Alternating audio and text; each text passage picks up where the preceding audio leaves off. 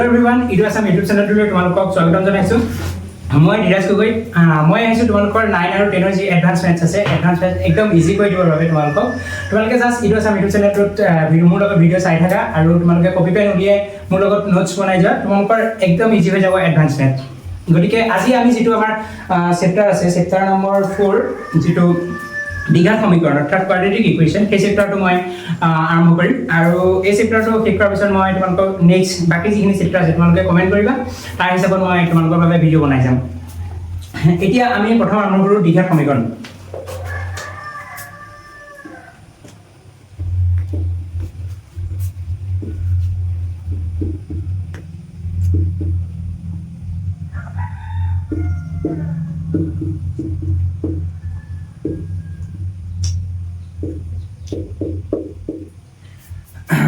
যেটো চেপ্টাৰ আছে চেপ্টাৰটো হৈছে দ্বিঘাত সমীকৰণ, যাক ইংৰাজীত কোৱা হয় কোৱাড্ৰেটিক ইকুৱেশ্যন।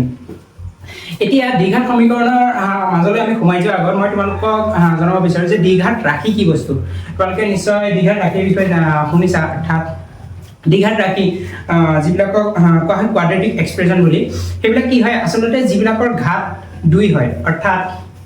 ধৰি লোৱা মই ইয়াত লিখিলোঁ ax square plus bx plus c। এতিয়া এই টাৰ্মটো যদি তোমালোকে চোৱা, এই এক্সপ্ৰেশ্যনটো যদি তোমালোকে চোৱা, ইয়াত তোমালোকে দেখা পাবা যেটো ম্যাক্সিমাম যেটো পাৱাৰ আছে অৰ্থাৎ যেটো ঘাত আছে এই সমীকৰণটোৰ ক্ষেত্ৰত সেইটো হৈছে 2। আৰু ইয়াত ঘাতটো যেটো 2 আছে সেই 2 ঘাতটোৰ কাৰণে এই যদি এক্সপ্ৰেশ্যনটোক আমি কওঁ এটা দ্বিঘাত এক্সপ্ৰেশ্যন অৰ্থাৎ দ্বিঘাত ৰাশি বুলি আমি কওঁ। আৰু তোমালোকে সমীকৰণ কি হয়, ইয়াৰ পৰা যদি তোমালোকে সমীকৰণৰ মাজলৈ যোৱা, সমীকৰণ কি হয় যদি এই ৰাশিটোকে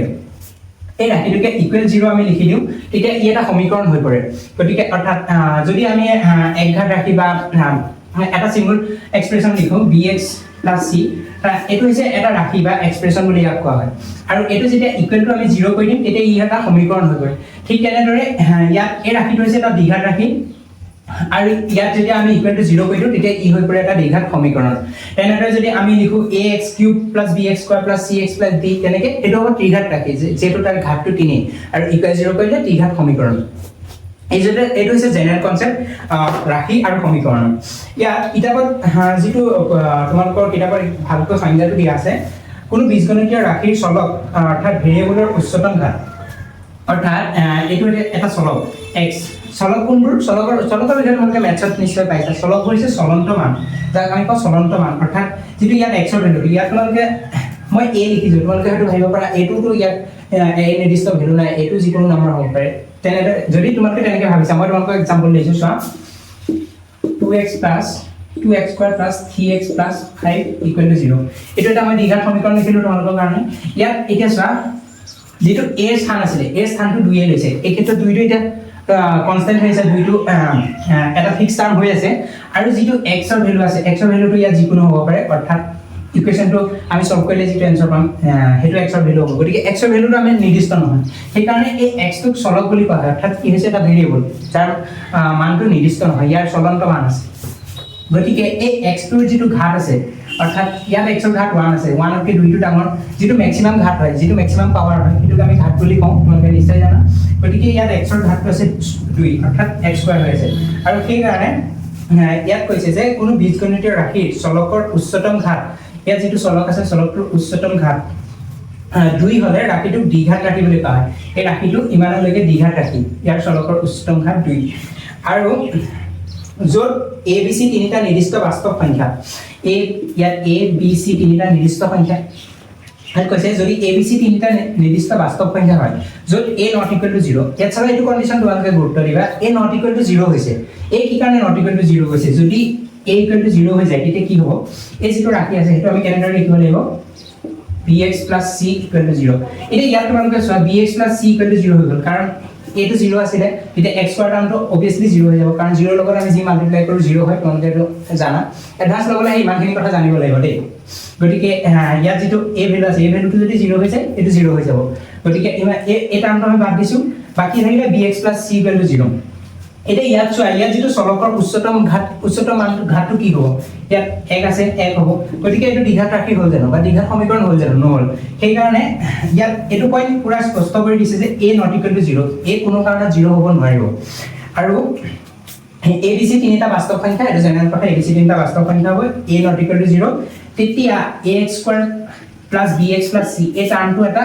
দ্বিঘাত ৰাশি বা দ্বিঘাত এক্সপ্ৰেছন আৰু ইকুৱেল টু যদি 0 কৰি দিও ই হ'ব এটা দ্বিঘাত সমীকৰণ এতিয়া আমি দ্বিঘাত সমীকৰণৰ অৰ্থাৎ দ্বিঘাত ৰাশি এটা দুটা টাইপ আছে সেই টাইপ কেইটা বিষয়ে ডিসকাস কৰিম তাৰ আগত মই প্ৰথম ক্লিক কৰি লৈছো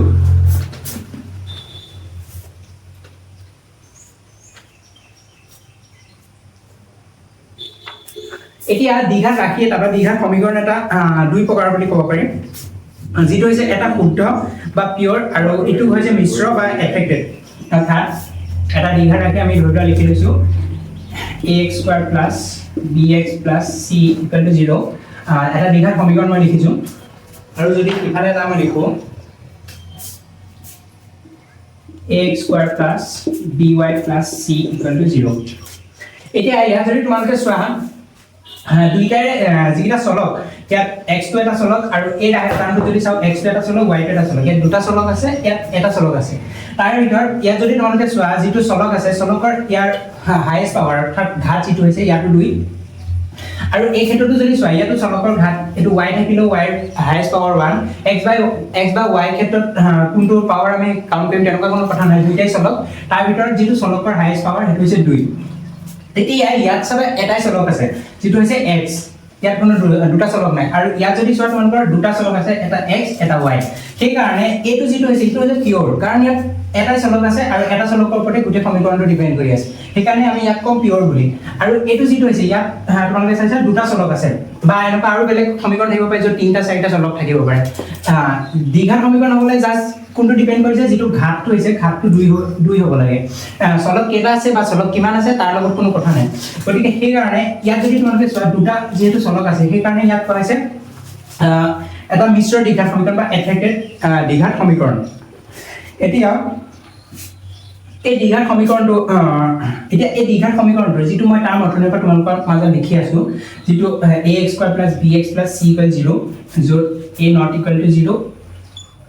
আৰু abc যদি তোমালোকে অলপ হাই লেভেলত লিখা তেন্তে abc belongs to real numbers এটো হৈছে লিখা যেটো ফৰ্ম এন্ডৰ আমি লিখিব পাৰো এটা দ্বিঘাত সমীকৰণ ৰিপ্ৰেজেন্ট কৰিব পাৰো কিতাপটো তোমালোকৰ দিয়া আছে এটো এই জাস্ট যেটো ফৰ্ম আছে ax square plus bx plus c equal 0 so a not equal to 0 abc belongs to r সেই যেটো ফৰ্ম আছে সেই ফৰ্মটো তোমালোকে এটা দ্বিঘাত সমীকৰণ ৰিপ্ৰেজেন্ট কৰাৰ এটা দ্বিঘাত সমীকৰণক লিখাৰ একদম শুদ্ধ আৰ্হি বা প্ৰকৃত আৰ্হি বা জেনেৰেল আৰ্হি বুলি আমি ক'ব পাৰো এতিয়া আমি ডিসকাস কৰিম দ্বিঘাত সমীকৰণৰ ৰুটৰ বিষয়ে অৰ্থাৎ দ্বিঘাত সমীকৰণৰ মূলৰ বিষয়ে গতিকে এটা দ্বিঘাত সমীকৰণৰ মূল বা ৰুট কি এটা দ্বিঘাত সমীকৰণৰ মূল হৈছে যে যিকিটা ভ্যালু অৰ্থাৎ ইয়াত যদি তোমালোকে চোৱা ax square plus bx plus c equal 0 এই ক্ষেত্ৰত যেটো x ৰ ভ্যালু আছে এটো উদাহৰণত অলপ তোমালোকৰ বুজিবলৈ প্ৰবলেম হ'ব মই এটা উদাহৰণ লৈছো ধৰি লোৱা 2x plus 5 equal to 10 এটা মই ধৰিছো 2x plus 5 equal to 10 এটো এটা দ্বিঘাত সমীকৰণ নহয় জাস্ট এটা মই সাধাৰণ সমীকৰণ লৈছো একঘাত সমীকৰণ লৈছো এটা এই সমীকৰণটো x ৰ আমি এনেকুৱা এটা ভ্যালু বিচাৰিব পাৰো যেটো ভ্যালুৰ কাৰণে এই সমীকৰণটো শুদ্ধ হয় এটা যদি তোমালোকে চোৱা x ৰ ভ্যালুটো কি হ'ব ধৰি লোৱা যদি আমি সলভ কৰো 2x equal to 5 x equal to হ'ব 5/2 ইয়াত যদি x ৰ ভ্যালু আমি 5/2 পুট কৰো তেতিয়া এই সমীকৰণটো সলভ হ'ব অৰ্থাৎ এই যেটো ক্ৰাইটেৰিয়া আছে অৰ্থাৎ দুইফালৰ যেটো ইকুৱেচন আছে সেইটো সলভ হ'ব কেনেকৈ হ'ব মই তোমালোকক দেখাইছো চোৱা 2 * x ৰ জায়গাত আমি পুট কৰিব লাগে 5/2 plus 5 ইয়াত যদি কৰো ইয়াত 2 এ কাট দেখাব আৰু 5 plus 5 থাকিব 5 plus 5 equal to 10 যেটো এফালে রাইট হ্যান্ড সাইডে যেটো আছে 10 সেই দুইটা ভ্যালু সেম হৈছে অৰ্থাৎ x ৰ এই ভ্যালুটোৰ কাৰণে 5/2 ভ্যালুটোৰ কাৰণে এই যেটো ইকুৱেচন আছে সেই ইকুৱেচনটো শুদ্ধ হয় আৰু এই ক্ষেত্ৰত আমি যেটো x ৰ ভ্যালু আছে সেই x ৰ ভ্যালুটোকে কওঁ এই দ্বিঘাত সমীকৰণটোৰ মূল বা ৰুট এই সমীকৰণ দ্বিঘাত সমীকৰণ নহয় সৰি এই যেটো সমীকৰণ আছে একঘাত সমীকৰণটোৰ মূল বা ৰুট ঠিক একে কন্ডিশন এপ্লাই হয় দ্বিঘাত সমীকৰণৰ ক্ষেত্ৰতো এই x ৰ যেটো ভ্যালু আছে এতিয়া যেটো পিওৰ যেটো দ্বিঘাত সমীকৰণ আছে অৰ্থাৎ যেটো শুদ্ধ দ্বিঘাত সমীকৰণ তাৰ কাৰণে যিকোনো এটাই চলক থাকিব আৰু সেই চলকটোৰ যেটো ভ্যালুৰ কাৰণে এই ইকুৱেচনটো শুদ্ধ হ'ব সেই ভ্যালুটোকে আমি কম সেই ইকুৱেচনটোৰ মূল বা ৰুট আৰু ঠিক তেনেদৰে যেটো যদি পিওৰ মিশ্ৰ দ্বিঘাত সমীকৰণ হয় মিশ্ৰ দ্বিঘাত সমীকৰণৰ ক্ষেত্ৰত এই x আৰু y দুইটাৰ ভ্যালু আমি নিৰ্ণয় কৰিব লাগিব আৰু তেনেকুৱা এটা ভ্যালু পেয়াৰক আমি সমীকৰণটোৰ মূল বা ৰুট বুলি ক'ম এতিয়া মই আমাৰ যিখন আমাৰ কিতাপত আৰু তোমালোকৰ সিলেবাছত বৰ্তমান যিটো পিয়ৰ বা শুদ্ধ দীঘাৰ সমীকৰণ আছে তাৰে এনসাৰ কোৱেশ্চন তাৰে লগত ৰিলেটেড কোৱেশ্চন আছে গতিকে আমি এতিয়া এইটো ডিসকাস কৰিম আৰু পাছলৈ ইনডেপথ তোমালোকে মিশ্ৰ দীঘাৰ সমীকৰণৰ বিষয়ে পাবা এতিয়া নেক্সট আমি ডিসকাস কৰো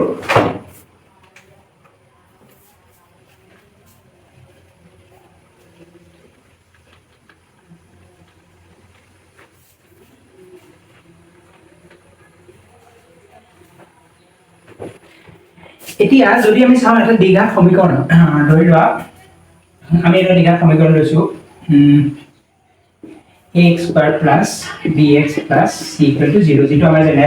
সমীকৰণ আছে সেইটো আমি ললো এতিয়া ইয়াত কিতাপতো দিয়া আছে এই যেটো সমীকৰণ আছে এই সমীকৰণটোৰ দুটা সাধাৰণ সমাধান আছে অৰ্থাৎ ইয়াত যেহেতু এটা কথা তোমালোকে মনত ৰাখিবা যিকোনো এটা সমীকৰণ বা যিকোনো এটা ইকুৱেচনৰ ক্ষেত্ৰত যিকিটা x ৰ ভ্যালু আছে x ৰ ভ্যালুটো যিমান ডাঙৰ হ'ব ধৰি লোৱা x ৰ অৰ্থাৎ x ৰ পাৱাৰটো যিমান দিব ধৰি লোৱা যদি x ৰ পাৱাৰটো 1 থাকে তেতিয়া সেই সমীকৰণটো সমাধান থাকিব এটা যদি x ৰ পাৱাৰ 2 থাকে তেতিয়া সেই সমীকৰণটো সমাধান থাকিব দুটা ঠিক তেনেদৰে x ৰ পাৱাৰ 3 থাকিলে সেই সমীকৰণটো সমাধান থাকিব তিনিটা কোনো ক্ষেত্ৰত হ'ব পাৰে যে দুইটা যেটো দুইটা ভ্যালু আছে অৰ্থাৎ x ৰ যি দুটা ভ্যালু আছে দুইটা ভ্যালু সেম হ'ব কিন্তু আমি ক'ব লাগিব যে x ৰ দুটা সমাধান থাকিবই বা x ৰ দুটা অৰ্থাৎ সমীকৰণটোৰ দুটা মূল বা দুটা ৰুট থাকিব ঠিক তেনেদৰে যদি কিউব হয় তেনেদৰে তিনিটা ৰুট থাকিব তেনেদৰে গৈ থাকিব আৰু এতিয়া এটো যদি যেটো দীঘাৰ সমীকৰণ আছে তাৰ ৰুট কি 2 তাৰ ঘাত কি 2 আৰু এনে ক্ষেত্ৰত এটা দীঘাৰ সমীকৰণ কেইটা মূল থাকিব দুটা সাধাৰণ কথা এই দীঘাৰ সমীকৰণ যেটো জেনাৰেল আহি আছে ৰুট কিটাৰ বা মূল কিটাৰ যেটা জেনাৰেল আহি আছে তো তোমালোকে নিশ্চয় দেখা পাইছা বা আগতে দেখিছা মনত তোমালোকে মেথছত আগতে পাব লাগে যদিও কোৱা নাই মই যদি এটা লিখি দিও তোমালোকে নিশ্চয় মনত পৰিব তোমালোকে চোৱা ইয়াত এটো যেটো দীঘাৰ সমীকৰণ আছে তাৰ যেটো x ৰ ভ্যালু হ'ব এটো হ'ব -b plus minus root over e square minus 4ac divided by 2c এটো হৈছে এই যেটো এটো হৈছে এটা দীঘাৰ সমীকৰণৰ জেনাৰেল আৰ্হি তোমালোকক মই অলৰেডি কৈছো আৰু এই দীঘাৰ সমীকৰণটোৰ যেটো জেনাৰেল ভ্যালু অৰ্থাৎ যেটো জেনাৰেল ৰুটৰ যেটো জেনাৰেল ফৰ্ম হেতু হৈছে -b plus minus root over b square minus 4ac divided by 2c এতিয়া তোমালোকৰ কনফিউজন লাগিছে নেকি যে মই কৈছিলো যদি দীঘাৰ সমীকৰণ হয় তেতিয়া তাৰ দুটা ৰুট থাকিব লাগে আৰু মই ইয়াত জাস্ট এটা জেনাৰেল আৰ্হি লিখিছো এটা ৰুটৰ আৰু ইয়াত তোমালোকে নিশ্চয় চাবা তেনেকুৱা নহয় ইয়াত মই দুইটা এনসাৰে লিখিছো অৰ্থাৎ ৰুটৰ দুইটা আৰ্হি লিখিছো কেন্দ্ৰ লিখিছো ইয়াত তোমালোকে প্লাস মাইনাস মই দুইটা চিন লিখিছো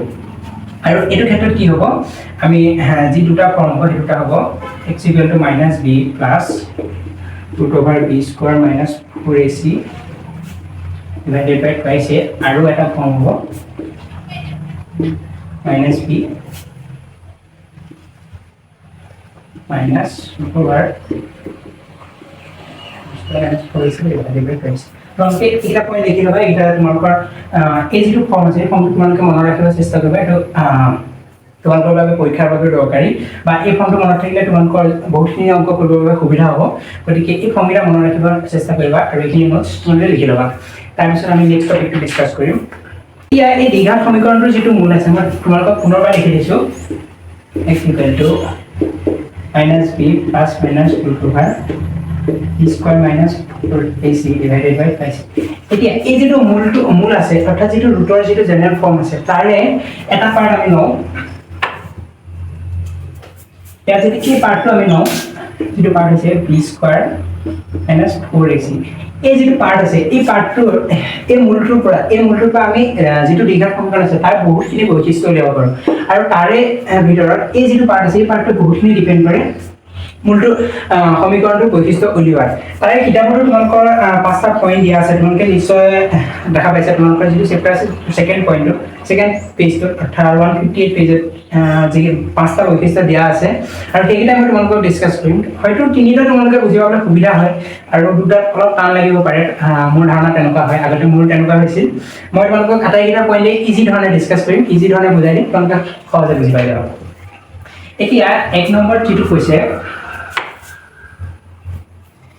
এক নম্বৰ কৈছে যে যদি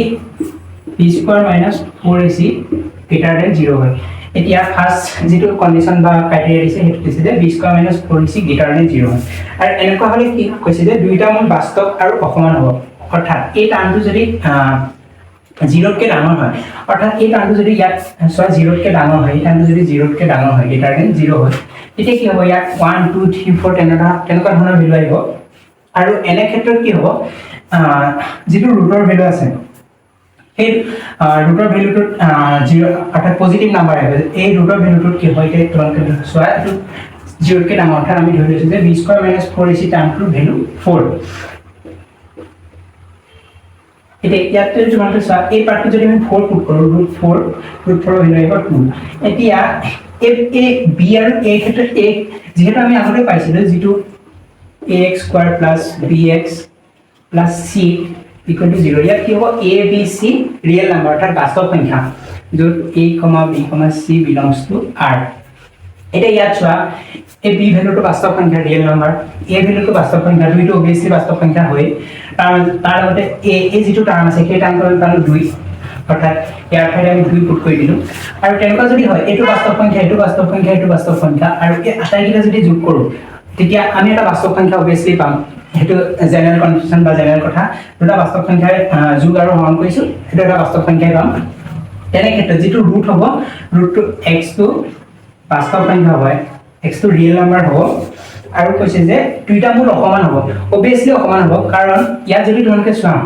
এটো 2 আছে ইয়াত এবাৰ ধৰিলা b ঠাইত আমি ধৰিছো 5 এটা 5 + 2 হ'ব এবাৰ আৰু এবাৰ হ'ব 5 - 2 তো জেনাৰেল কথা যে অবিয়াসলি দুইটা মূল অসমান হ'ব গতিকে এবাৰ 5 + 2 7 আহিলে এবাৰ 5 - 2 3 আহিলে মই জাস্ট b ভ্যালুটো এটা নিজে ধৰি লৈ কৈছো হ্যাঁ b ভ্যালুটো 5 নাহিব পাৰে বা বেলেগ কিবা হ'ব গতিকে এটো জেনাৰেল কথা যে দুইটা মূল অসমান হ'ব আৰু বাস্তৱ সংখ্যা হ'ব তোমালোকে নিশ্চয় বুজি পাইছা যদি বুজি পোৱা তোমালোকে মনত ৰাখিব বাবে যথেষ্ট সুবিধা হ'ব গতিকে বুজিব ট্ৰাই কৰিবা কনসেপ্টটো ল'ব ট্ৰাই কৰিবা কি কাৰণে ক'ব বিচাৰিছে মই তোমালোকক বুজাই দিলো যদি তোমালোকৰ প্ৰবলেম হৈছে তোমালোকে পুনৰবাৰ ভিডিওটো আকৌ চোৱা আকৌ এই পাৰ্টটো আকৌ চোৱা এবাৰ ৰিভাইজ কৰি চোৱা তোমালোকে বুজি পাই যাবা তাৰপিছত নেক্সট 2 নম্বৰ যেটো পইণ্ট আছে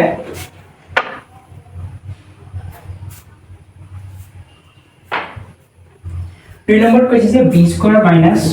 4ac ইকুৱেল টু 0 এতিয়া এটো কন্ডিশনত তোমালোকে চোৱা এই পাৰ্টটো 0 হৈ গ'ল b স্কয়াৰ মাইনাস 4ac পাৰ্টটো 0 হৈ গ'ল মই সাইডটো লগাই দিছো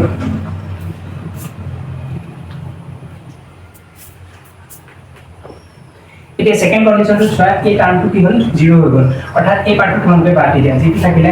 -b ডিভাইডেড বাই পাইছে যেটো প্লাস মাইনাস 0 হোৱাৰ কোনো ভ্যালু নাই গতিকে এতিয়া যেটো তোমালোকৰ x ৰ ভ্যালু থাকে x ৰ ভ্যালুটো থাকিলে x - b ডিভাইডেড বাই পাইছে আৰু ইয়াত চোৱা যেটো প্লাস মাইনাসৰ এই টাৰ্মটো গুটে কাট খাই গ'ল অৰ্থাৎ যেটো থাকিলে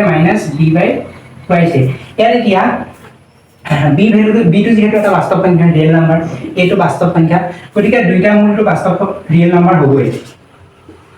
যেটা x ৰ ভ্যালু আছে x ৰ ভ্যালুটো ৰিয়েল নাম্বাৰ বা বাস্তৱ সংখ্যা হ'বই এটো ফলকে আমৰা কনফাৰ্ম হ'ল তাৰ পিছত কি হ'ব এটা যেটো প্লাস মাইনাসৰ টাৰ্মটো নাই প্লাস মাইনাস c কিবা এটা থকা হলে আমি ক'ব পাৰো যে এটো কিবা এটা ভেৰি কৰিলে কিন্তু ইয়াত যেটো এই টাৰ্মটো নাই এটা কনস্ট্যান্ট টাৰ্ম আমি পাই গলো গতিকে দুইটা মূল কি হ'ব সমান হ'ব অৰ্থাৎ ধৰিলে দুইটা মূল আমি ধৰিছো x1 আৰু x2 এই দুটা এই যেটো ইকুয়েশন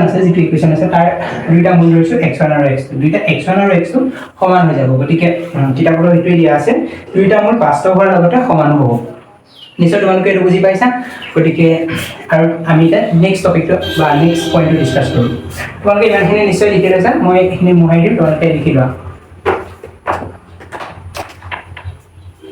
লিখি লৈছা তোমালোকে নিশ্চয়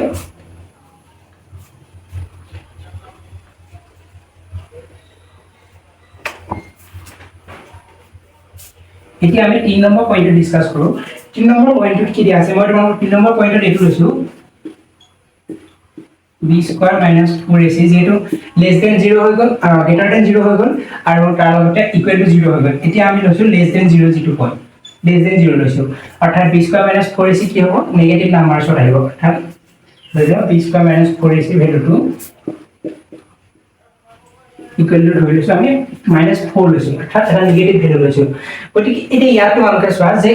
কি হ'ব পাৰে এনসাৰটো কেনেদৰে ভেৰি কৰিব পাৰে এতিয়া ইয়াত যেটো x ৰ ভ্যালু আছে x ৰ ভ্যালু আমি এই টাৰ্মটো পুট কৰিছো চোৱা -b plus minus root over -4 অৰ্থাৎ b² -4 আছে এটা -4 আমি ধৰি লৈছো নিজে এজিউম কৰি লৈছো যেহেতু এই ভ্যালুটো 0 তকৈ সৰু হ'ব গতিকে এটা মাইনাছৰ ভ্যালু আহিব যিকোনো আমি এটা এজিউম কৰি লৈছো তাৰ পিছত তোমালোকে টুৱাইছে এইটা পইণ্ট থাকিব দিছো আমি b আৰু a ভ্যালু ৰিয়েল নাম্বাৰ যিমানে তোমালোকে জানি লওঁ এতিয়া ইয়াত তোমালোকে ইয়াৰ আগত জটিল সংখ্যা নিশ্চয় পঢ়ি আহিছা কমপ্লেক্স নাম্বাৰ তোমালোকে পঢ়ি আহিছা নিশ্চয় যদি কমপ্লেক্স নাম্বাৰ পঢ়াত বা বুজি পোৱাত তোমালোকৰ প্ৰবলেম হৈছে তোমালোকে মোক জনাবা মই তাৰো ভিডিঅ' বনাম এতিয়া মই তোমালোকক জাষ্ট কৈ থওঁ যে কমপ্লেক্স নাম্বাৰটো আমি পাইছিলো যদি এটা ভ্যালু এনেকৈ থাকে -4 বা -5 থাকে তেতিয়া আমি কি কৰো ইয়াত আমি ধৰিলে -5 ৰ ক্ষেত্ৰতে মই কৈছো -1 into 5 কৰো আৰু এটো যদি আমি ভাঙি লিখো -1 into √5 কৰিলো এটা -1 ৰ ভ্যালু কি √1 -1 ৰ ভ্যালু I into 5 অৰ্থাৎ তাৰ ভ্যালুটো হয় 5 এটো হয় আৰু সৰি এটো √5 টো থাকিব গতিকে √5 I হ'ব ইয়াৰ ভ্যালুটো এটা ঠিক তেনেদৰে -4 ৰ ক্ষেত্ৰত যদি তোমালোকক মই ক'ব যাওঁ যে -4 ৰ ক্ষেত্ৰত যদি কওঁ তেনেদৰে আমি ভাঙি দিলো √1 into √4 যেটো √4 ৰ ভ্যালু 2 আৰু √1 ৰ ভ্যালু I গতিকে -4 ৰ আমি এনসাৰ পাম 2i এটা যেতিয়া 2i টো আহি যাব অৰ্থাৎ যেতিয়া এটা টাৰ্মত 2i টো আহি যাব তেতিয়া কি হৈ যাব যেটো নাম্বাৰ হ'ব সেই নাম্বাৰটো এটা কমপ্লেক্স নাম্বাৰ হৈ যাব বা জটিল সংখ্যালৈ পৰিৱৰ্তন হৈ যাব এতিয়া ইয়াত যদি তোমালোকে চোৱা ইয়াত হৈ যাব -b + -2i divided by twice এটা ইয়াত চোৱা সৰি মাইনাস চিহ্ন লাগি গৈছে এতিয়া চোৱা -b + -2i divided by twice এটা এটা জটিল সংখ্যাৰ পৰিৱৰ্তন হৈছে আৰু ইয়াৰ যেটো x ৰ ভ্যালু হ'ব x ৰ দুটা ভ্যালু ইয়াত কেনেদৰে ল'ব x = -b + 2i divided by 2a আৰু x = -b - 2i divided by twice এটা ইয়াত চোৱা কিতাপটো কি আছে দুইটা মূল কাল্পনিক হ'ব অৰ্থাৎ দুইটা মূলে ইমাজিনাৰি নাম্বাৰ হ'ব দুইটা ইমাজিনাৰি নাম্বাৰ হ'ব এটা জটিল সংখ্যা হ'ব আৰু তাৰ লগতে যিটা ৰুট আছে সেইটা এটা আনটোৰ কনজুগেট যাক অসমীয়াত কোৱা হয় সংযুগ্ম বুলি কনজুগেট হ'ব কনজুগেট কোনটো কোৱা হৈছে ইয়াত যেহেতু এটা b - twice টাৰ্ম আছে এটা b + twice b + twice টাৰ্মটো আছে আৰু ইয়াত আছে b - twice গতিকে এই পাৰ্টটো আমি কনজুগেট বুলি কৈছো এবাৰ b - এবাৰ b প্লাস আৰু যেটো 2i যেটো জটিল সংখ্যা পাৰ্ট আছে হেতু এবাৰ মাইনাসত আছে এবাৰ প্লাসত আছে বাকি টাইমখিনি একে আছে গতিকে এনে ধৰণৰ আমি এনেকুৱা দুটা টাৰ্মক সংযুগ্ম বা কনজুগেট বুলি কওঁ তোমালোকে নিশ্চয় জানা যদি তোমালোকে আগতে পোৱা নাই তেতিয়া হলে তোমালোকে জানি থা এটো সংযুগ্ম বুলি কৈছো আৰু ইয়াত হেতু হৈছে যে দুইটাই যে পাৰ্ট আছে হেতুটা কাল্পনিক হ'ব অৰ্থাৎ ইমাজিনাৰি হ'ব বাস্তৱ সংখ্যা নহয় তোমালোকে এটো কথা মন কৰিবা আগতে এটা বাস্তৱ সংখ্যা আছিল কাৰণ তাত i টাৰ্মটো নাছিলে I টো এটা জটিল সংখ্যা বা কাল্পনিক নাম্বাৰ আৰু সেই কাৰণে I টাৰ্মটো আগতে নাছিলে কাৰণে আমি তাক বাস্তৱ সংখ্যা বুলি কৈছিলো এতিয়া ইয়াত যেহেতু I টাৰ্মটো আহি গ'ল সেই কাৰণে আমি ইয়াক কৈছো যে দুইটা মূলে কাল্পনিক হ'ব আৰু তাৰ লগতে দুইটা এটা আনটোৰ সংযুগ্ম হ'ব অৰ্থাৎ যদি তোমালোকে পিছলো এটো কথা মন কৰিবা যদি তোমালোকে পিছত কিবা সলভ কৰিব যাওঁতে কোৱাত ধৰিবা কন্ডিশনটো দিয়া আছে b² - 4ac <0 তেনেকুৱা ক্ষেত্ৰত ধৰিবা এটা ৰুট তোমালোকক দিয়া আছে 2 + i এতিয়া তোমালোকে ক'ব পাৰিবা মানে আনটো ৰুট কি হ'ব পাৰে এটো একদম ইজি আনটো ৰুট হ'ব পাৰে যে 2 - i গতিকে এনেকুৱা ক্ষেত্ৰত তোমালোকে ডাইৰেক্ট ৰুটটো পাব পাৰিবা সহজ হ'ব সেই কাৰণে আমি কৈছো দুইটা মূল কাল্পনিক পাৰ লগতে এটা আনটোৰ সংযুগ্ম হ'ব কিছুমান টেকনিক্যাল প্ৰবলেমৰ কাৰণে আমি ভিডিওটো এই ৰকম মই বনাইছো মই যেটো 3 নম্বৰ আমাৰ যেটো 4 নম্বৰ পইণ্ট আছিল আৰু কিতাপৰ যেটো 3 নম্বৰ পইণ্ট হেতু ডিসকাস কৰিম এতিয়া আমাৰ যেটো 4 নম্বৰ পইণ্ট আছে 4 নম্বৰ পইণ্টটো দিয়া আছে b² - 4ac এটা পূৰ্ণবৰ্গ সংখ্যা মই প্ৰথমতে পুনৰবাৰৰ বাবে এইখিনি বস্তু লিখি লৈছো আমাৰ যেটো দ্বিঘাত সমীকৰণ আছিল ax² + bx + c = 0 আৰু তাৰ যেটো x ৰ ভ্যালু আছিল -b + √2 b² - 4ac divided by twice ইয়াৰে যেটো b² - 4ac divided by twice b² - 4ac term আছিল যেটো এই টাৰ্মটো যেটো আছিল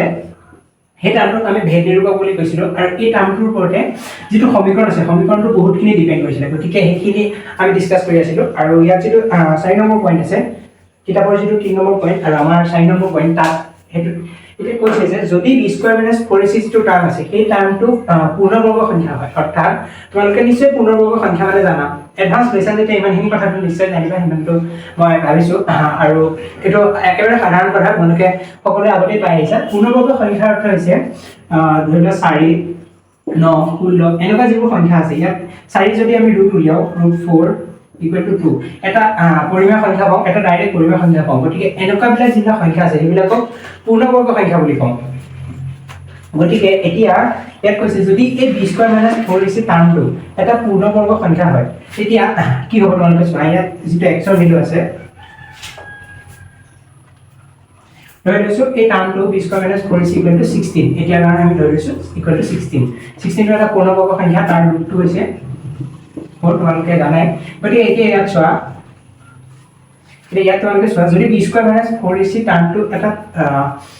পূৰ্ণবৰ্গ সংখ্যা হয় তেতিয়া ধৰি লোৱা এটো 16 তেতিয়া -b ±√16 ডিভাইডেড বাই টুৱাইছ এতিয়া এই কিতাপত কৈছে যে তেতিয়া আৰু abc পৰিমেয় সংখ্যা হলে দুইটা মূল পৰিমেয় আৰু অসমান হ'ব এতিয়া চোৱা ইয়াত যি a b আৰু c এই তিনটা যিটা সহগ আছে চলকভিন্নৰ লগত যিটা সহগ আছে সেই সহগিতা যদি পৰিমেয় সংখ্যা হয় অৰ্থাৎ b আৰু a পৰিমেয় সংখ্যা ধৰি লোৱা b আৰু a পৰিমেয় সংখ্যা আমি ধৰি লৈছো b ৰ ভ্যালুটো 2 আৰু a ৰ ভ্যালুটো 3 গতিকে -2 ±√16 ৰ ভ্যালু হৈছে 4 আৰু a ভ্যালুটো আমি ধৰি লৈছো 3 বুলি এতিয়া 2 * 3 এতিয়া এনেদৰে যদি আমি লিখো ইয়াত তোমালোকে চোৱা এবাৰ কি হ'ব 2 -2 + 4 আৰু এবাৰ হ'ব -2 - 4 ফলত 2 * 3 6 এই টাৰ্মটো একে থাকিব এতিয়া চোৱা যদি abc পৰিমেয় সংখ্যা হয় ab ইয়াত c টাৰ্মটো যেটো অলৰেডি ইয়াত b² - 4ac লগত বেছি গৈছে এতিয়া a আৰু b যদি পৰিমেয় সংখ্যা হৈছে তাৰ লগতে এটো যদি b² - 4ac টাৰ্মটো যদি এটা পূৰ্ণবৰ্গ সংখ্যা আছে তেতিয়া কি হৈছে যেটোটা ৰুট পাইছো যেটোটা মূল পাইছো সেই মূল দুইটা মূলে বেলেগ বেলেগ হৈছে অৰ্থাৎ অসমান হৈছে সমান হোৱা নাই কাৰণ এটা সমান হ'ব নোৱাৰে কাৰণ এটা প্লাস আছে এটা মাইনাস আছে গতিকে দুইটা অসমান হৈছে তাৰ লগতে দুইটা মূল পৰিমেয় হৈছে এটো এটা পৰিমেয় সংখ্যা এটো এটা পৰিমেয় সংখ্যা মই বেছিকৈ এক্সপ্লেইন নকৰো কেনেদৰে পৰিমেয় সংখ্যা আছে তোমালোকে নিশ্চয় বুজি পাইছা বুজি পাবা মই আশা কৰিছো গতিকে এটো দুইটা মূল পৰিমেয় হৈছে আৰু অসমান হৈছে তোমালোকে বস্তুখিনি নিজে তোমালোকে কৰি চোৱা ইয়াত জাস্ট মই যেনেদৰে এটা এক্সাম্পল লৈ পুট কৰিছিলো তেনেদৰে তোমালোকে চাব পাৰা নিজে যেনেদৰে বুজিবলৈ তোমালোকৰ সুবিধা হয় তেনেদৰে বুজা মই এনেদৰে বুজিবলৈ সুবিধা হৈছিল গতিকে এনেদৰে বুজি পাইছো আৰু যিটা পইণ্ট আছে কিতাপৰ সেইকেইটা গোটেইকেইটা বুজিব ট্ৰাই কৰা মনত ৰাখিব যদি ট্ৰাই কৰা তোমালোকৰ প্ৰব্লেম হ'ব মনত ৰাখি খেলিমেলি লাগিব পৰীক্ষা গতিকে বুজিব ট্ৰাই কৰা এনেধৰণে তোমালোকে বুজি পালে পৰীক্ষাত আৰামছে কৰিব পাৰিবা একেবাৰে সহজ বস্তু এতিয়া আমি লাষ্টৰ যিটো পইণ্ট আছে সেইটো ডিসকাস কৰিম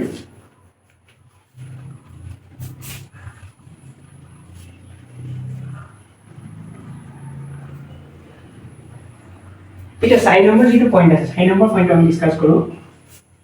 কিতাপৰ 6 নম্বৰ পইণ্ট আৰু আমাৰ কাৰণে 5 নম্বৰ পইণ্ট হেতু কৈছে যে b² - 4 ac যেটো টাৰ্ম আছে হেতু আমি ধৰি লৈছিলো এতিয়ালৈকে কি লৈছিলো এবাৰ > 0 <0 = 0 তাৰ পিছত এটা পূৰ্ণবৰ্গ সংখ্যা এতিয়া লওঁ যদি পূৰ্ণবৰ্গ সংখ্যা নহয় অৰ্থাৎ পূৰ্ণবৰ্গ সংখ্যা নোহোৱাৰ অৰ্থ হৈছে √2 √3 এনেকুৱা সংখ্যা যেটো 2 3 এইবিলাক পূৰ্ণবৰ্গ সংখ্যা নহয় কাৰণ √2 যেটো ভ্যালু আছে 2 ৰ যেটো ৰুটৰ ভ্যালু আছে হেতু এটা অপৰিমেয় সংখ্যা আমি পাওঁ 1.41 সামথিং এনেকুৱা হয় গতিকে এটা অপৰিমেয় সংখ্যা পাওঁ যাৰ ৰুটবোৰ সেইবিলাকক পূৰ্ণবৰ্গ সংখ্যা বুলি আমি ক'ব নোৱাৰো এতিয়া যদি তেনেকুৱা হয় তেনেকুৱা হলে কি হ'ব ইয়াত চোৱা -b ± √b² - 4ac টাৰ্মটো ধৰি লোৱা √2 আৰু ডিভাইডেড বাই টুৱাইছ এতিয়া এনেকুৱা কন্ডিশনত কি হ'ব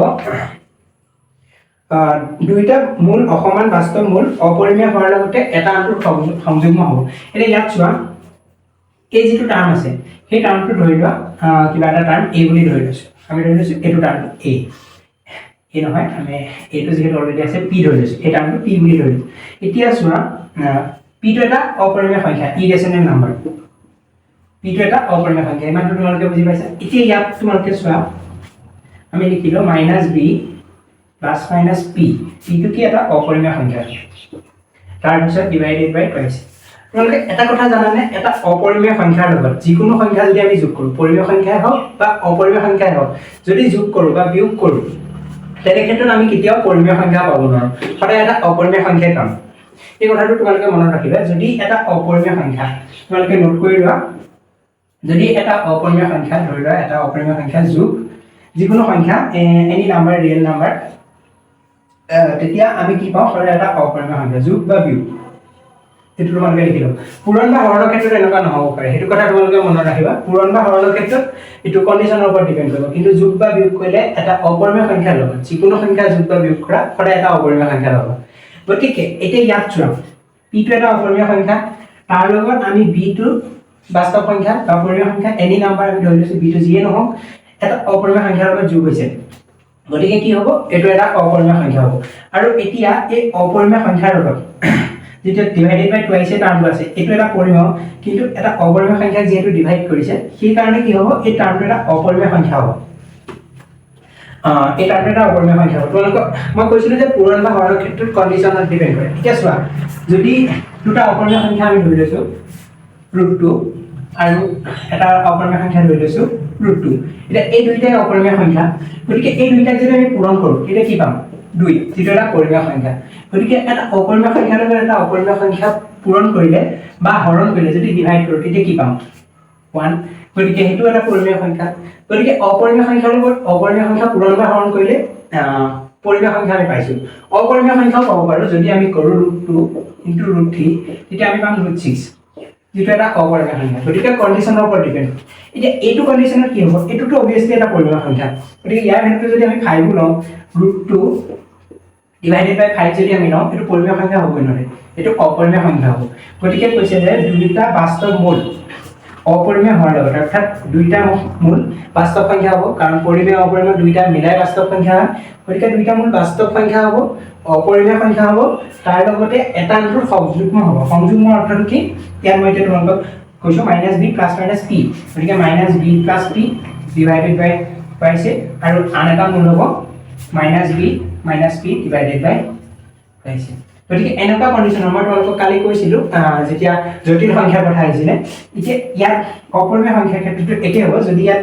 এবাৰ প্লাস আছে এবাৰ মাইনাস আছে বাকি টাৰ্মখিনি একে আছে গতিকে এনে ক্ষেত্ৰত আমি কম সংযুগ্ম বুলি গতিকে দুইটা মূল বাস্তৱ হ'ব অপৰিমেয় সংখ্যা হ'ব অসমান হ'ব আৰু এটা আনটোৰ সংযুগ্ম হ'ব কথাকেইটা তোমালোকে মনত ৰাখিবা গোটেইকেইটা বস্তু মই তোমালোকক বুজাই দিম ইয়াত চোৱা দুইটা মূল অপৰিমেয় হ'ব অপৰিমেয় সংখ্যা হোৱাৰ লগে লগে বাস্তৱ সংখ্যা হ'বই দুটা পইণ্ট হৈ গ'ল তাৰ লগত দুইটা মূল অসমান হ'ব কাৰণ এটা প্লাস আছে এটা মাইনাস আছে তাৰ লগতে এটা আনটোৰ সংযুগ্ম হ'ব ৰিজন একেটাই এতিয়া তোমালোকে মই ভাবিছো এই যিটা পাঁচটা পইণ্ট আছে লিখিবা এই পাঁচটা পইণ্ট বুজি পাইছা যদি বুজি পোৱাৰ প্ৰবলেম হৈছে তোমালোকে কমেন্ট কৰি জনাবা মই তোমালোকক পুনৰবাৰ বুজাবৰ বাবে ট্ৰাই কৰিম বা অন্য ধৰণে বুজাব ট্ৰাই কৰিম গতিকে তোমালোকে বুজি পাইছা বুলি মই আশা কৰিছো এতিয়া আমি নেক্সট পইণ্ট যেটো আছে মূলৰ পৰা দ্বিঘাত সমীকৰণ গঠন হেতু পইণ্টলৈ আগবাঢ়িম এই কিতাপটো যেটো আছে তোমালোকৰ পেজ নম্বৰ 158 ত আছে যে 4.2 যেটো পইণ্ট মূলৰ পৰা দ্বিঘাত সমীকৰণ গঠন আমি এটা হেতু পইণ্টলৈ আগবাঢ়িম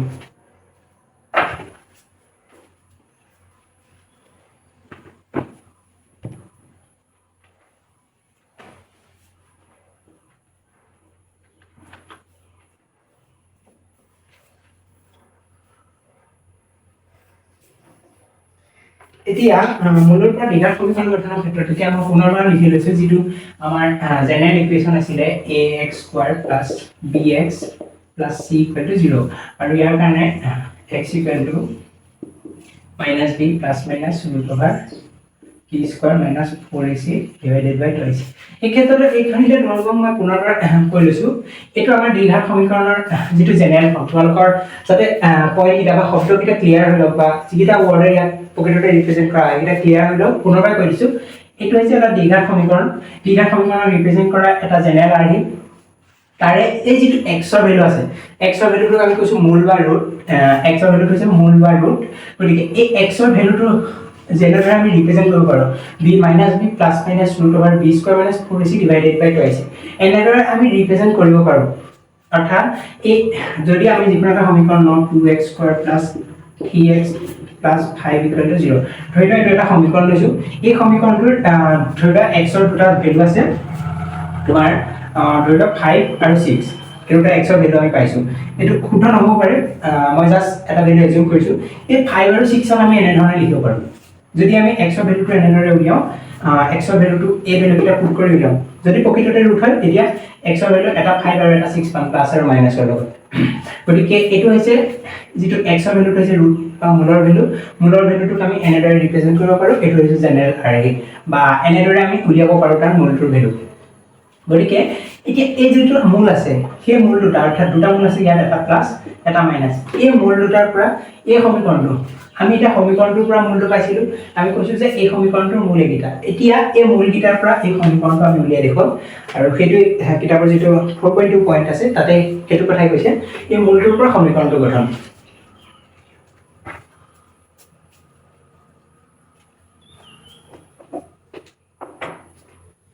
এতিয়া কিতাপত কৈছে যে যেটা মূল আছে মূল দুটা আমি শেয়ার ধৰিবা ইকুৱেল টু মই ভাগ ভাগকে লিখি লৈছো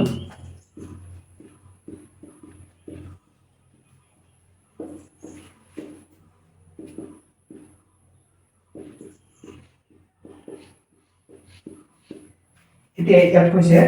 যেটা মূল আছে মূল দুটাক আলফা আৰু বিটা বুলি ধৰি লৈছে কিতাপৰ যেনেদৰে কিতাপৰ যেটো মেথডত কৰা আছে সেইটো মেথডতে তোমালোকক কৰি দিম যদি সেইটো মেথডত তোমালোকে প্ৰবলেম পায় তোমালোকে জনাবা মই অন্য ধৰণৰ বহুত মেথড আছে তেনেদৰে কৰি দিম কিন্তু কিতাপৰ মেথডটো যদি কৰি দিও তোমালোকে সহজ পাবা বুলি মই কিতাপৰ মেথডত যাম ইয়াত ধৰি লৈছে যেটা মূল আছে আলফা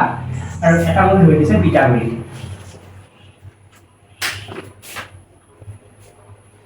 এতিয়া কিতাপত কি কৰিছে আলফা আৰু বিটা প্ৰথমতে প্লাস কৰিছে এতিয়া যেটা মূল আছে মূল দুটা প্ৰথমতে প্লাস কৰিছে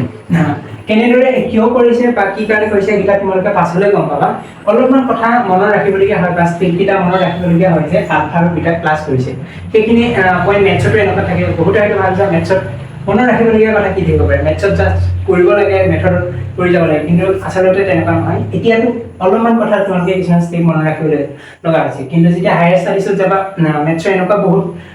টপিক আছে বা বহুত পাৰ্ট আছে যি পাৰ্ট কেৱল মনত ৰাখিবলগীয়া কথাই বেছি থাকে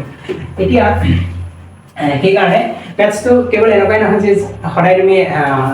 ফৰ্মুলা ইউজ কৰিলে বা কৰি গলা মনত ৰাখিবলগীয়া কিছুমান কথা থাকে এতিয়া এটো আমি কৰোতে কিছুমান স্টেপ মনত ৰাখিব লাগে ফাৰ্স্ট স্টেপটো কি কৰিছে তোমালোকে যেতিয়া কৰি যাওঁতে সহজ হৈ যাব আৰু নিজে নিজে মনত ৰাখি যাব তোমালোকে জাস্ট কৰি যোৱা তোমালোকে এইটো নাভাবিবা যে মনত ৰাখিবলগীয়া আছে টান হ'ব তেনেদৰে নাভাবিবা তোমালোকে কৰি গলে নিজে মনত ৰৈ যাব এতিয়া ফাৰ্স্টত কি কৰিছে আলফা প্লাস বিটা কৰিছে এতিয়া আলফা প্লাস বিটা কৰিলে কি হ'ব ইয়াত যেহেতু হৰটো একে আছে গতিকে টুৱাইস এ ওপৰত সেম থাকিব মাইনাস বি ইয়াতো মাইনাস বি সেম থাকিব ভালদৰে লিখিছো মই দীঘলীয়াকৈ লিখিছো যাতে তোমালোকৰ অসুবিধা নহয় এতিয়া b square minus 4ac minus b minus b square minus 4ac এইটো টাৰ্ম আছে ইয়াত যেহেতু প্লাস আমি প্লাস কৰিছো দুইটা মূল আৰু প্লাসে মাইনাসে মাইনাস হৈ যায় গতিকে এনেদৰে লিখিছো এতিয়া ইয়াত এইটো টাৰ্ম আৰু এইটো টাৰ্ম কাট খালে এটা থাকিলে minus twice b divided by twice a এতিয়া ইয়াত দুই দুই কাট খালে এটা থাকিলে মাইনাস b by a যে কি পালো যেটা মূল আছে সেই মূল দুটা যোগ কৰিলে মাইনাস b by a পাও মই সাইডত লিখি যাম তে ইয়াত ধৰি লৈছিলো মূলকেইটা আলফা আৰু বিটা গতিকে আলফা প্লাস বিটা আমি পালে যে মাইনাস b by a এতিয়া নেক্সট কি কৰিম যি মূল আছে সেই মূল দুটা আমি পূৰণ কৰিম ইমানলৈকে তোমালোকে নিশ্চয় লিখি লৈছা বা বুজি পাইছা গতিকে আমি নেক্সট মূল দুটা পূৰণ কৰিম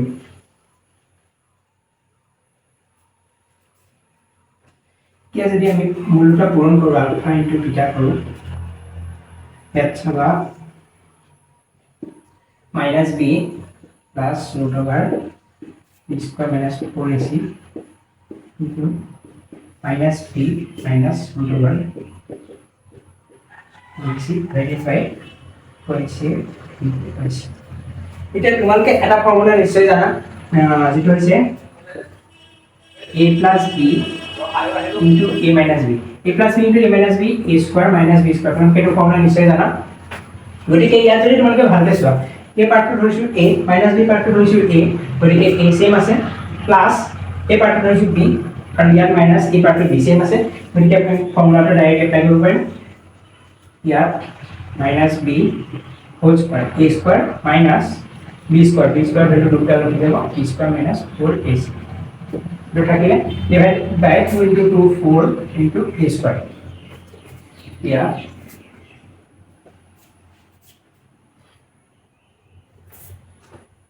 এই যদি ওপৰত কৰো আমি চাবা ইয়াত মাইনাস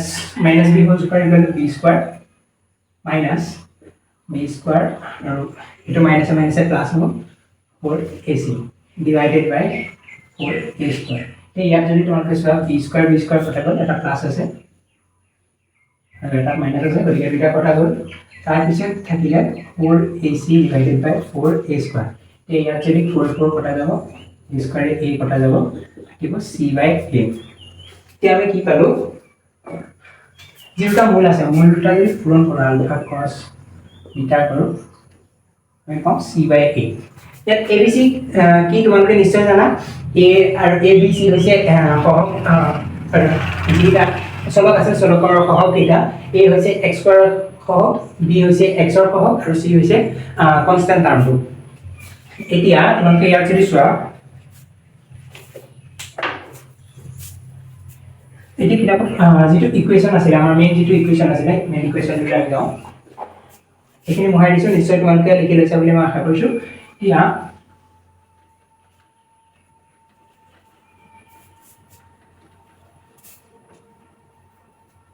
যেটো মেইন ইকুয়েশন আছিল ax squared plus bx plus c equal to 0 এতিয়া মেইন ইকুয়েশনটোৰ পৰা কিতাপত কি কৰিছে a টাৰ্মটো কমন আনিছে যেটো a টাৰ্ম আছে ইয়াৰ পৰা কমন আছে এই টাৰ্মটো কমন আনাৰ অৰ্থটো কি হ'ব ইয়াত চোৱা মই তোমালোকক সহজ ধৰণে লিখি দিছো এতিয়া আমি এনেদৰে লিখিব পাৰো ax squared plus b into a divided by a into x plus c into a divided by a equal to 0 এনেদৰে লিখিব পাৰো এতিয়া ইয়াত চোৱা বুঢ়ীটাতে a টাৰ্ম এটা আছে ইয়াত চোৱা তোমালোকে a টাৰ্মটা কটা খাই যাব কিন্তু কৰিব সুবিধাৰ কাৰণে আমি এনেদৰে ফৰ্ম কৰি লৈছো এটো তোমালোকে নিজে ভাবিব পাৰিব লাগিব যে কৰিব সুবিধাৰ কাৰণে আমি কেনেদৰে ইয়াত ফৰ্ম কৰিব পাৰো আসলে বহুত কোৱেশ্চন এনেকুৱা আছে যত তোমালোকে হয়তো ভাবিব লাগিব যে কেনেদৰে আমি ইয়াত ফৰ্ম কৰিব লাগিব কোনো ডাইৰেক্ট মেথড নাথাকে ফাৰ্স্ট তুমি এটা ফৰ্মত বনাই ল'ব লাগিব এনেকুৱা বহুত কোৱেশ্চন পাবা প্ৰেক্টিস কৰি থাকিলে এইবিলাক সহজ হৈ যায় এতিয়া ইয়াত তোমালোকে চোৱা এনেদৰে আমি ফাৰ্স্টত বনাই ললো তাৰ পৰা যদি a টাৰ্মটো কমন আনো ইয়াত x squared plus b by a into x plus c by a equal to 0 এতিয়া ইয়াত চোৱা যেটো b by a আছে এটো b by a আৰু যেটো c by a আছে এটো c by a আমি পাইছো ইয়াৰ পিছত কি কৰিছে যেটো b by a আছে হেতু পালো কিন্তু কি কৰিছে মাইনাস যেটো চিন আছে মাইনাস চিনটা আমি এতিয়ালৈকে পোৱা নাই গতিকে ইয়াত কি কৰা হ'ব a into x square minus b by a into x plus c by a equal to 0 এটো হইলে এটা ইয়াত তোমালোকে চোৱা যেটো a আছে আমি যেতিয়া এই সমীকৰণটোৰ বিষয় লিখিছিলো তেতিয়া এই সমীকৰণটোৰ কথা আমি ডিসকাস কৰিছিলো মই তোমালোকক দুটা কথা কৈছিলো এটা কৈছিলো যে a not equal to 0 a কেতিয়াও 0 হ'ব নোৱাৰে নিশ্চয় তোমালোকৰ মনত আছে a কেতিয়াও 0 হ'ব নোৱাৰে কাৰণ a যদি 0 হৈ যায় এটো দীঘল সমীকৰণ হৈ নাথাকিব কাৰণ এই টাৰ্মটো 0 হৈ যাব গতিকে এটো হৈ যাব এটা একঘাত সমীকৰণ সেইকাৰণে এতিয়া চোৱা a not equal to 0 মই তোমালোকক কৈছিলো আৰু সেকেন্ডত আৰু এটা পইণ্ট আছিল হেতু পইণ্ট কি তোমালোকে নিজে মনত পেলোৱা যদি মনত নাই তোমালোকে কিতাপত চাই লোৱা বা ভিডিঅত চাই লোৱা মই এটো কথা এতিয়া নকওঁ তোমালোকে মনত পেলাবা হেতু মনত থকাটো জৰুৰী এতিয়া কি কৰিছে a যেটো টাৰ্ম আছে সেই টাৰ্মটো 0 হ'ব নোৱাৰে গতিকে এতিয়া আমি যদি এই ইকুয়েশনটো সলভ কৰো বা এই সমীকৰণটো চাওঁ ইয়াত দুটা কন্ডিশন হ'ব পাৰে এটা হ'ব পাৰে a equal to 0 আৰু নহলে হ'ব পাৰে x square minus b by a into x plus c by a equal to 0 এই দুটা কন্ডিশন হ'ব পাৰে আৰু a equal to 0 হ'বই নোৱাৰে আমি আগতে এইটো কথা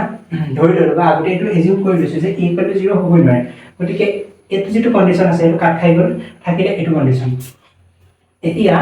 ইয়াত যদি আমি চাওঁ ধৰি লোৱা x square minus b by a কি alpha plus beta into x plus c by a মানে কি alpha into beta equal to 0 নিশ্চয় এখিনি লেখা বুজি পাইছা সহজ বস্তু একদম সহজ বস্তু জাস্ট তোমালোকে দুটামান স্টেপ মনত ৰাখিব লাগে যে কৰিব কি লাগে বা কোনটো স্টেপৰ পিছত কোনটো কৰিছো আৰু এইটা তোমালোকে এতিয়া মনত ৰাখিব লাগে যে দুবাৰ কৰা তিনিবাৰ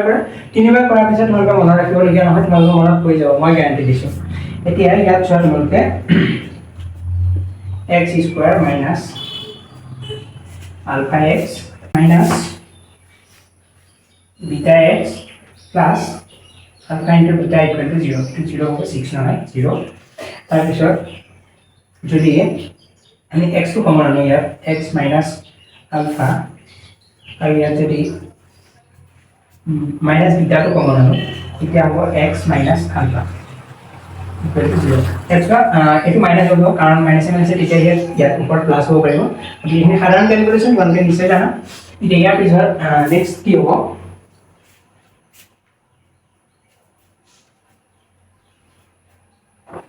নেক্সট তোমালোকে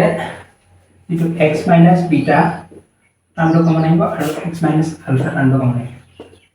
equal to 0 এটো x minus beta টাৰ্মটো আহিব আৰু x minus alpha দুইটা পৰা কমন যদি আমি সজাই লিখো x minus alpha টো আগত লিখি দিলো into x minus beta টো পিছত লিখিলো এতিয়া এটো যদি আমি সলভ কৰো তেতিয়া x ৰ ভ্যালু পাম এবাৰ alpha আৰু x ৰ ভ্যালু পাম এবাৰ বিটা এটা ইয়াৰ পর কি প্রুফ হল তোমালোকে শুনা যেটোটা মূল আছে সেই মূল লিখা ঠিকই আছে মানে অর্থাৎ x টো হৈছে ৰুটৰ ভ্যালু আৰু x ৰ ভ্যালুটো আলফা পাইছো আৰু এবাৰ বিটা পাইছো মানে ইকুৱেশনটো আমি যেটোটা ধৰি লৈছিলো যে alpha plus beta equal minus b by alpha into beta equal c by হেতুটো অলৰেডি প্ৰুফ হৈ গল যে আলফা আৰু বিটা ৰুট হয় এতিয়া এটো প্ৰুফ হোৱাৰ পিছত কি হয়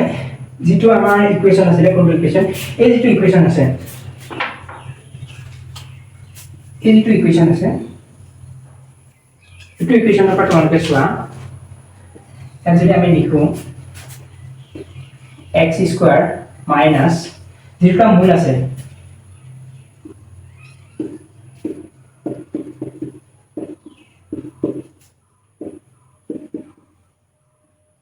মূলটার সমষ্টি ইনটু x প্লাস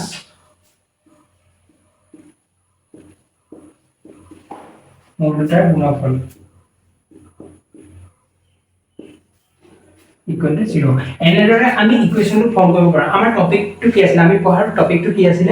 যে মূলৰ পৰা দ্বিঘাত সমীকৰণটো গঠন অৰ্থাৎ ধৰি লোৱা দুটা মূল দিয়া আছে আলফা আৰু বিটা তেতিয়া সেই মূল দুটাৰ পৰা আমি কেনেদৰে এটা দ্বিঘাত সমীকৰণ গঠন কৰিব পাৰো সেইটো আছিল আমাৰ পঢ়াৰ আমাৰ টপিকটো আৰু সেইটোকে আমি এতিয়া প্ৰুফ কৰি দেখালো চোৱা তোমালোকে ধৰি লোৱা দুটা মূল দিয়া আছিল আলফা আৰু বিটা গতিকে এবাৰ আমি প্লাস কৰিলো আলফা প্লাস বিটা এবাৰ কৰিলো আলফা মাইনাস বিটা হিমালয়লৈকে কৰিলো আৰু সমীকৰণটো কেনেদৰে গঠন কৰিব পাৰিম x স্কয়াৰ আমি ডাইৰেক্ট লিখি দিলো মাইনাস মূল দুটাৰ সমষ্টি আলফা প্লাস বিটা ভ্যালু যি পালো 5 6 7 8 9 10 লিখি দিলো ইনটু x প্লাস মূল দুটাৰ গুণফল যি পালো আলফা ইনটু বিটা 15 20 যি পালো লিখি দিলো ইকুৱেল টু 0 আমাৰ ইকুৱেশন সলভ হৈ গল এটা যেটো মূল আছিল মূল দুটাৰ পৰা সমীকৰণ বনি গল এনেদৰে কৰিলে যদি প্ৰবলেম হয় মই এতিয়া এক্সাম্পল কৰি দেখাম তোমালোকে বুজি পাই যাবা তোমালোকে এই পইণ্টটা নোট কৰি লও এই পইণ্টটো নোট কৰি লও যেটো মূল দুটাৰ সমষ্টি কেনেদৰে ইকুৱেশনটো গঠন কৰিছো কিতাপত তোমালোকৰ যথেষ্ট ভালদৰে লিখা আছে কিতাপত যেটো 159 পেজৰ তলৰ ফালে চাবা তোমালোকে ভালদৰে এই কথাটোকে লিখা আছে আৰু যেটো এটো পইণ্ট আছে সেই পইণ্টটো এই যেটো লাইন আছে এটো তোমালোকে নোট কৰিবা লগতে এই দুটা কথা তোমালোকে মনত ৰাখিবা মোস্ট নেসেসাৰি এটা লগেই পইণ্ট এই দুটা বস্তু তোমালোকে মনত ৰাখিবা ইয়াত আলফা বিটা কি যেটো সমীকৰণ আছে সমীকৰণটোৰ মূল দুটা এতিয়া আমি আমাৰ এক্সাম্পল লৈ মই তোমালোকক এটা এক্সাম্পল কৰি দেখালে তোমালোকে বুজি পাবা বাকি তোমালোকে মই আশা কৰিছো এইখিনি বুজি পাইছা আমি যেটো উলিয়াব বিচাৰিছিলো যেটো মূল দুটাৰ পৰা সমীকৰণটো গঠন কৰিব বিচাৰিছিলো সেইটো গঠন কৰাৰ পদ্ধতি পাই গৈছো এতিয়া মই উদাহৰণ কৰি দিম তোমালোকে বুজি পাব আৰু সহজ হ'ব নিশ্চয় তোমালোকে ইমানখিনি লিখি লৈছা মই ভৰাই দিম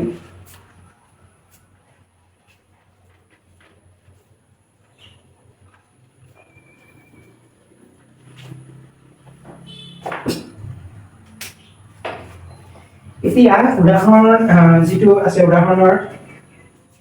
এক নম্বৰ উদাহৰণটো মই কৈ দিছো উদাহৰণ 1 আৰু যেটো এক নম্বৰ দিয়া আছে তলত দিয়া মূলবোৰৰ পৰা একোটাকৈ দ্বিঘাত সমীকৰণ গঠন কৰা যি আমি যেটো উলিয়াব বিচাৰিছিলো বা ইমানদেৰি যিখিনি উলিয়াইছিলো তাই ৰিলেটেড কোৱেশ্চন তে চোৱা মূল দুটা দিয়া আছে আলফা ইকুৱেল টু 2 তোমালোকৰ যিখিনি লিখাৰ শুদ্ধ পদ্ধতি আছে বা লিখাৰ মেথডখিনি তোমালোকে নোটছত পাই যাবা বা নোটছৰ পৰা চাই তোমালোকে ভালদৰে লিখিব পাৰিবা মই ইয়াত জাস্ট তোমালোকক বুজাই দিছো বা বস্তুখিনি বুজাই দিবৰ চেষ্টা কৰিছো আৰু এনেদৰে লিখে কিন্তু পৰীক্ষা নহব গিভেন দি ধুনীয়াকৈ লিখিব লাগিব সেই মেথডখিনি তোমালোকে নোটছত পাই যাবা নোটছৰ পৰা লিখিবা এতিয়া মই ইয়াত তোমালোকক বুজাব ট্ৰাই কৰিছো আৰু ইয়াত চোৱা বিটা ইকুৱেল টু e/2 এতিয়া ইয়াত চোৱা এটোটা মূল দিয়া আছে মূল দুটাৰ পৰা আমাক কৈছে দ্বিঘাত সমীকৰণটো গঠন কৰা গতিকে আলফা প্লাস বিটা আমি কৰিম 2 প্লাস 3/2 ইকুৱেল টু ইয়াত চোৱা 2 4 যোগ 3 7/2 তাৰপিছত উলিয়াব লাগিব আলফা ইনটু বিটা আগতীয়াকৈ আমি এইটা বস্তু উলিয়াই লৈছোঁ লাষ্টত সুবিধা হ'ব শেষত 2 ইনটু 3/2 দুই কটা গ'ল থাকিলে 3 এতিয়া আলফা প্লাস বিটা আমি পালো আলফা মাইনাস বিটা পালো এই দুটা কথা বাদ দিয়া এই দুটা পয়েন্ট এতিয়া বাদ দিয়া এটা জাস্ট আমি কি উলিয়ালো alpha plus beta alpha into beta so গুটেকিটা যিটা কোয়েশ্চন আছে গুটে কোয়েশ্চন খিনি কৰাৰ মেথড একেটাই আমি প্ৰথমতে আলফা প্লাস বিটা আৰু আলফা মাইনাস বিটা উলিয়াব লাগিব তাৰ পিছত আমি সমীকৰণটো যিটো প্ৰথম কৰাৰ যেটা আমি ফৰ্মুলা পাইছিলো alpha plus beta into x x square plus alpha plus beta into x plus alpha beta equal to 0 এই হিচাপত আমি সমীকৰণটো গঠন কৰিম এতিয়া ইয়াত আলফা প্লাস বিটা উলিয়ালো আলফা মাইনাস বিটা উলিয়ালো এতিয়া সমীকৰণটো গঠন কৰিম x স্কয়াৰ যেটো সমীকৰণ গঠন কৰাৰ নিয়ম আছিল plus alpha plus beta into x plus alpha beta equal to 0 এটো সমীকৰণ গঠন কৰাৰ নিয়ম আছিল tia ইয়াত চাই x square plus alpha plus beta যেটো আছে এটা আছে 7/2 into x plus alpha beta যেটো আছে এটো t equal to 0 পুট কৰিলো এতিয়া ইমানটো তোমালোকে ৰাখি দিব পাৰা কিন্তু মই প্ৰিফাৰ কৰিম যে ইয়াতকে তোমালোকে সহজ ফৰ্মুলা লৈ যোৱা হেনৰি তোমালোকে চোৱা 2x square plus 7x plus 2 to এখানে যদি পূরণ করব ইয়াত যদি আমি 2 to এখানে পূরণ করব 2 into 3 হয়ে যাব 6 equal to 0 আৰু এই 2 to 0 লগত পূৰণ কৰা অৰ্থ একেটাই নহলে জানা গতিকে জাস্ট এটো যদি আমি ইকুয়েশনটো এনেৰ ফৰ্মত লৈ গলে x এটা লৈ গলে একো না যায় তোমালোকৰ এক্সামিনাৰজনে ভাল পাব বা পঢ়ি চাই চোৱাজনে ভাল পাব গতিকে এনেদৰে সিম্পলিফাই কৰি দিবা 2x square plus 7x plus 6 equal to 0 এটো আমাৰ যেটো মূল আছিল সেই মূল দুটাৰ পৰা আমি সমীকৰণটো গঠন কৰিম আৰু ইয়াৰ পৰা যদি আমি এই যেটো সমীকৰণ গঠন কৰিলো তাৰ যদি এটা মূলগিটা উলিয়াই চাও তেতিয়া আমি এই দুটা মূলেই পাম তোমালোকে কৰি চাব মন আছে নেকি যদি কৰি চাব লাগে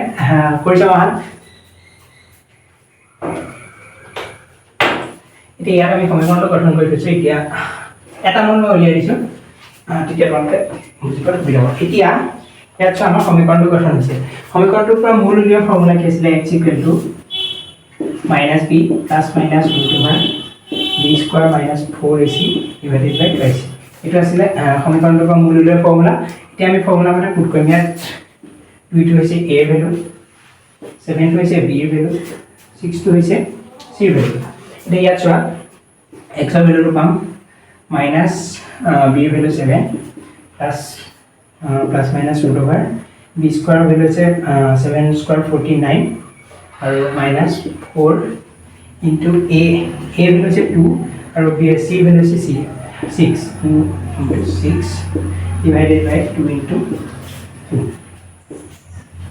it is equal to minus 7 plus minus root over 49 minus side over 8 actually is divided by 2 into 2 4 it is equal to minus 7 plus minus 49 minus 48 किमान हो 1 और root over 1 value किमान हो 1 दे plus minus 1 divided by 4 और इतना जब हम यहाँ चाहो 7 minus 7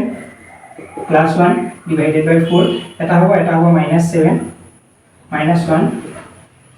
divided by 4 इतना minus 7 plus 1 6 by 4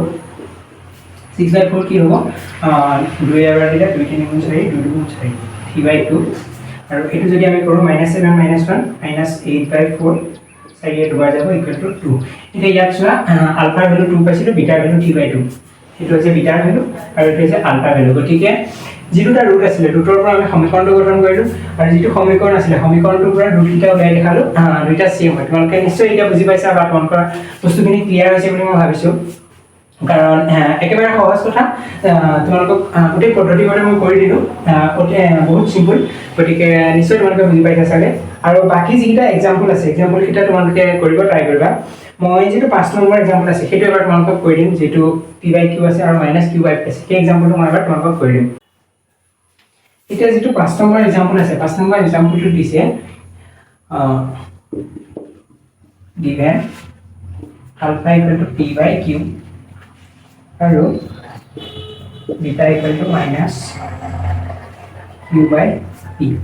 এতিয়া এক্সাম্পলৰ আমি যদি চাওঁ ইয়াত তোমালোকে চাম কি কৰিব লাগিব প্ৰথমতে তোমালোকে